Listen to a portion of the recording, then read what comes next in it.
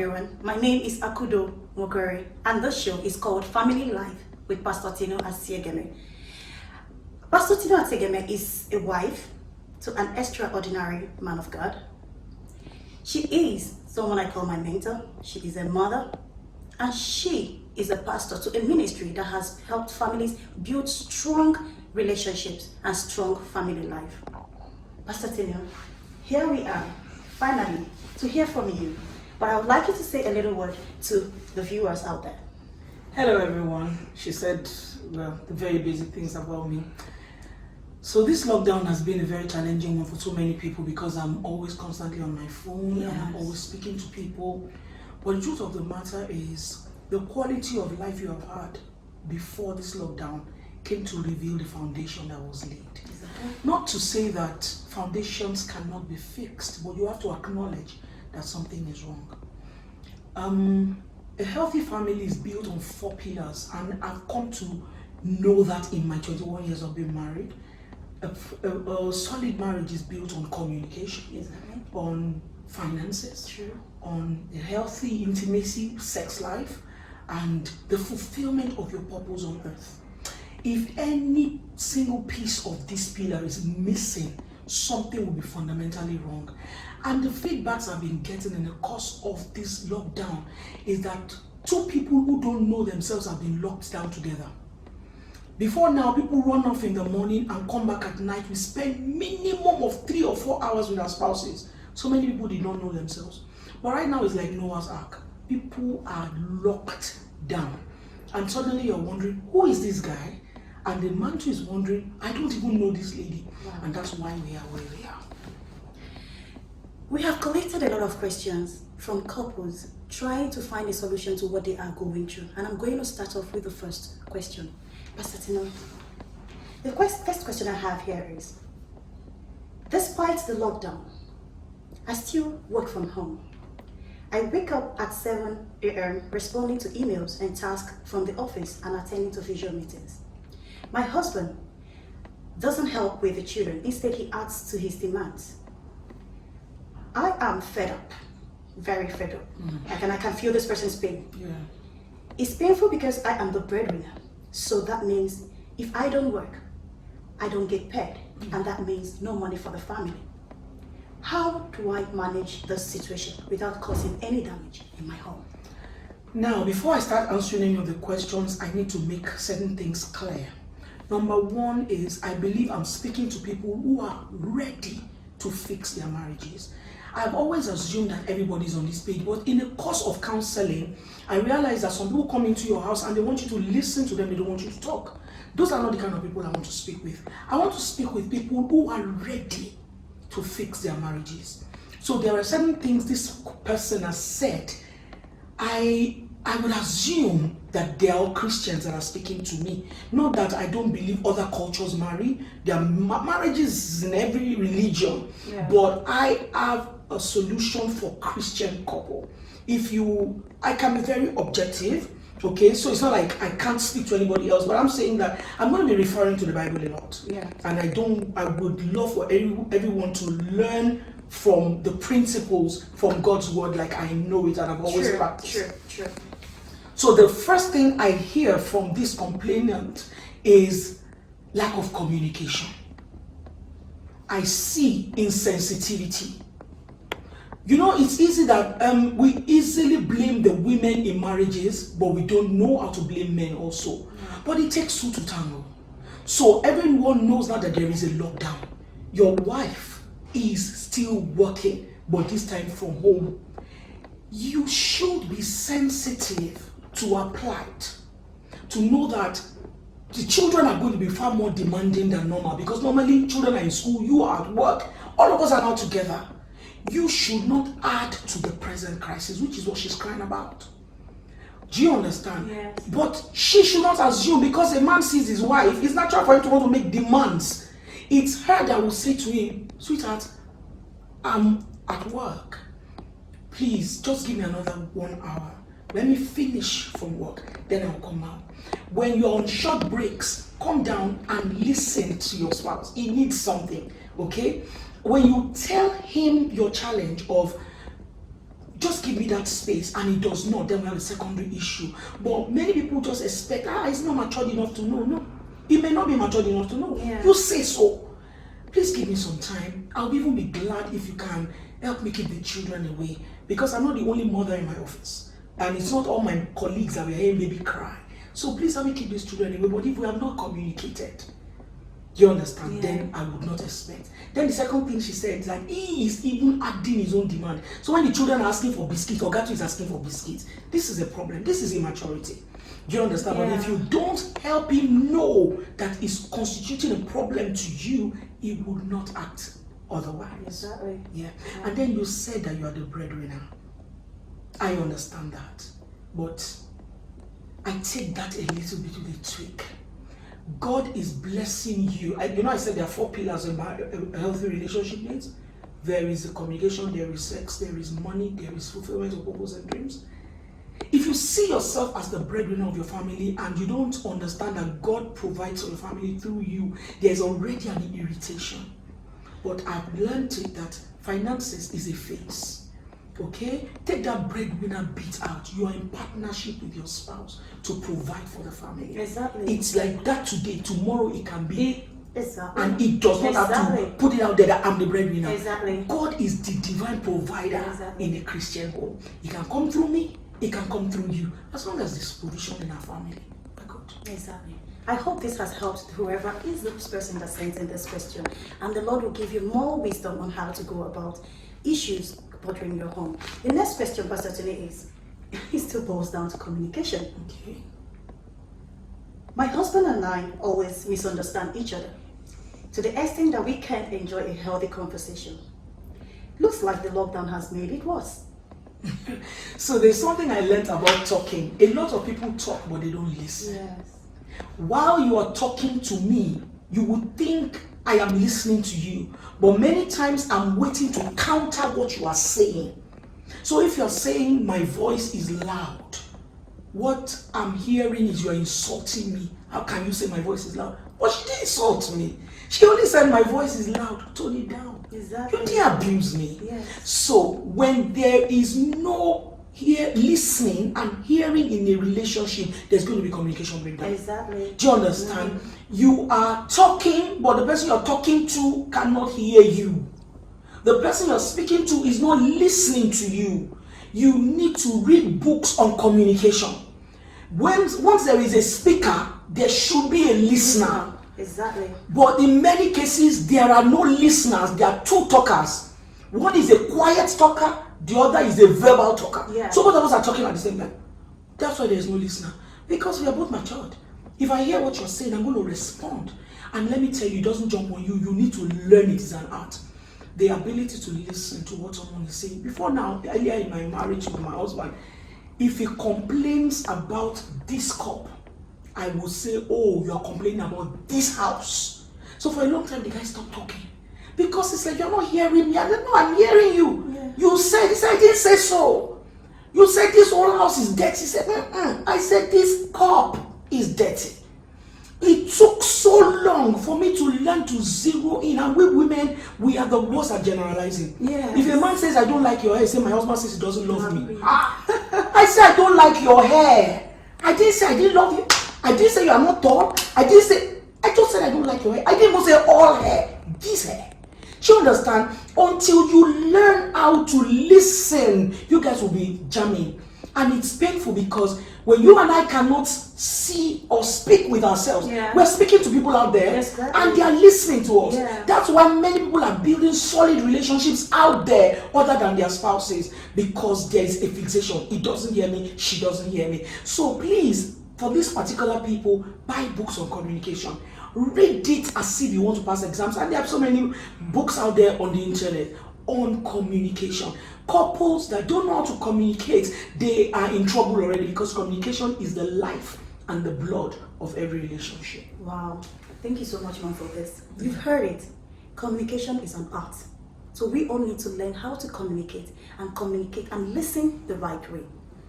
Ma'am, the third question we have here is, I am sexually unsatisfied in my marriage because of my husband's manly nature, if you understand what I mean. Yeah. his ego is too high, and that makes it impossible to have a discussion with him on this. I don't exactly know how to go about it, and I'm afraid that things will get worse if we don't address it. It's so important that it's addressed because this has become the source of many things that people bring into their marriages. A friend of mine sent me a link about sex toys and all of those things. I'm not aware, and I need to be educated on all of this because I just feel bringing anything into my marriage bed, I feel I'm defiling it. The Bible says, Hebrews 13:4, marriage is honorable and the bed undefiled. So God does not expect me to defile my marriage bed. Yeah. If I feel that my husband's manhood or penis, we're adults, right? This is a biological term, is small for me, there is a problem. You're comparing it. I'm not saying that you did not have experience before you got married. Yeah. And I know all those things have passed away. But something has not passed away that needs to pass away. The memory. Exactly. That's where the problem is. There's a basis for comparison. That's why, well, I stand to be corrected. I mean, I never claim to have all answers. This is not an area of challenge for me. So I may not be giving perfect answers. But I'm just thinking, if I'm talking with a friend of mine and she says this, what am I going to say to her? I'm going to say you're going to learn to be contented with what you have. Exactly. Because that's what God has given to you. And this is a gift to you. I don't know, medically, if there is a way the man may want to elongate or the way a man wants to, improve on that, they should find out from the doctors. Now, you are saying that the man is so egocentric and doesn't want to talk about it, that's a problem. You are not satisfying a primary need for your wife in marriage. You're pushing her out. Yeah. Nature abhors a vacuum. True. Okay, because she has even been there perhaps and had it good before she got married. There is a gap. And she can't talk about it. What do you want her to do? So these are the real issues that husband and wife must be able to talk about. Marriage is not for boys and girls. It's for a man and a woman.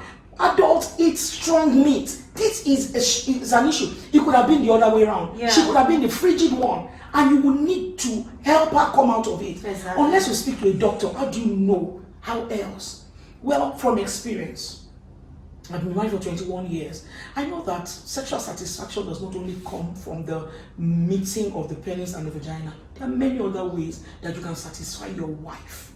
Okay? There are many oral things that can be done just for the purpose of satisfying your wife. Do you understand? But if you are not even willing to talk about the problem, how do you prefer solution? Exactly. So people like this need to find a way for us to come together and talk. There is a big problem, and wishing or praying it does not take it away. Because Christians love to hide under, I'm praying about it. What are you praying about? Being not satisfied sexually. You can pray, but there is something that must be done to improve it. And it can be improved, I believe. Yeah. So everything still boils down to finding a way to address your issues with your spouse. Yeah. Discuss what your challenges are. Don't just have it in But your you know heart. what? Sorry, my love, to cut in on you. There is a time to talk. And I think that's another thing we always miss. Yes, that's true. So you guys have just had a relationship. And of course, you are not satisfied and you are frustrated. That's not the time to make noise. Say, I'm tired. You are not satisfying me. You are wrecking the man's ego. Okay? There are certain things that are so sensitive. When a man can't satisfy his wife sexually, it's a big matter for the man. And you don't handle it carelessly. Yeah. You will lose the man. He would rather turn it into a fight and not make it about something he needs to work on. So find the right time. You can be middle of the night, you can wake him up. Mm-hmm. Because it's a big deal for you, right? You must find the right time. And it's not a quarrel thing. Don't say, hey, I need to talk to you. What are you going to do about this thing? No, we men are so dramatic. We are so dramatic. Forgetting that you're dealing with another human being who already might be uncomfortable about his own problem. Okay, so you are a wife, you are a helper. How are you going to help the marriage deal with this? Wow. Thank you so much, ma'am. The next question is also similar. This person says, my sexual need is high as a man. Okay. And my wife always claims to be tired. I have sexually explained the importance of this to her, but she doesn't seem to care about it, or she doesn't seem to understand. The lockdown would have been a perfect time to work on it, but she has practically refused. What do I do as a Christian? This is very serious. I hope you know this is our last one now. We're just going to, because it's like there are so many sexual matters. I saw a video, I don't know if you saw that video. No. Where the guy and the lady were chasing themselves all over the streets. It was not funny. Wow. Yes, because the guy wanted more and the lady was shouting and crying, "You want to kill me?" And it was not a drama. Seriously? It was really Lagos, yes. And I sent the video to my husband and he was like, "Oh, just something is missing here. This lady is not enjoying sex with her husband." If a man knows what to do, we are designed for sex. That's what we came to marriage to do. There is nothing else that marriage legitimizes more than a healthy sexual relationship. But when a woman is not happy emotionally, psychologically, when a woman is not happy financially, she won't give her best. So it's not about you discussing your high libido. Yeah. When a woman's mind is not calm, she can't give her best. When a woman's heart is not happy, she can't give her best. You can't insult her in the daytime and expect her to be at her best at night. So it's not about your libido. Now that you know that your libido is very high, how to now make that your wife a very happy wife. Once your wife is a very happy wife, she will be giving you this thing all the time. Wow. Now that she knows that your libido is very high, do you understand? It's going to come with you finding out why she does not want to have sex with you. And there are many reasons. A lot of women too can't tell their husbands what they are doing wrong. Exactly. Some men don't have hygiene. They just don't know how to be clean. Men don't have their bath as often as women want it. Some men will sweat all day and bring a stench back home. They want to pounce on her. You don't understand that there is an allure. You're supposed to allure your wife. You're supposed to help her love sex. Do you understand? And then you have been keeping malice all day. You did not call once. Do you understand? Yes. You are not even contributing. You see her cutting this, cutting that. All those girls are on their lockdown, just like. So you understand? She's making food for this baby, making that for you, and you are not supporting. Then at night when she wants to sleep is when you remember that you have high libido. It doesn't work that way. Find out what she wants from you, so that your sexual life can be improved upon. I'm sure she loves you and she wants this sex more. But when she's tired, she can't be at her best. Wow. Wow. Wow. Can I take one more question? Okay. All right. This person said, can I have a very close female friend as a married man? My wife keeps fighting me and the lady because of it, and we are not doing anything wrong or cheating. Instead, it brings us closer. Okay, so you know there is a lot of gap between our parents' generation and ours.